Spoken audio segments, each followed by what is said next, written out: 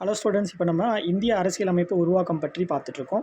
அரசியலமைப்பு நிர்ணய சபையின் முதல் கூட்டம் எப்போ நடந்திருக்கு அப்படின்னு பார்த்தீங்கன்னா 1946ஆம் ஆண்டு டிசம்பர் 9ஆம் நாள் நடந்திருக்கு. இந்த சபையில் தற்காலிக தலைவராக யாரை தேர்ந்தெடுத்திருக்காங்க அப்படின்னு பார்த்தோம்னா சச்சிதானந்த சின்ஹா அவர்களை வந்து தேர்ந்தெடுத்திருக்காங்க. இந்திய அரசியலமைப்பு உருவாக்க கூட்டத்தில் நடந்து கொண்டுட்டு இருக்கும்போதே, அதோட டிஸ்கஷன் போயிட்டு இருக்கும்போதே அவர் வந்து இறந்துடுறாரு. அதனால டாக்டர் ராஜேந்திர பிரசாத் அவர்களை வந்து அரசியலமைப்பு நிர்ணய சபையின் தலைவராக வந்து நியமிக்கிறாங்க. ஹச்சி முகர்ஜி மற்றும் விடி கிருஷ்ணமாச்சாரி இருவரும் துணைத் தலைவர்களாக வந்து தேர்ந்தெடுக்கிறாங்க. இத்தொடரில் வந்து 11 அமர்வுகள் 166 நாட்கள் நடைபெற்றது. இக்கூட்டத்தின் போது 2473 திருத்தங்கள் வந்து செஞ்சுருக்காங்க. அதில் சிலவற்றை வந்து அதை வந்து டிஸ்கஸ் பண்ணி அதுக்கு அப்ரூவலும் கொடுத்துருக்காங்க. இந்திய அரசியலமைப்பு சட்ட வரைவுக்குழு தலைவராக யார் இருக்காங்க அப்படின்னு கேட்டாங்க. இந்த கொஷின்ஸ் அடிக்கடி கேட்பாங்க.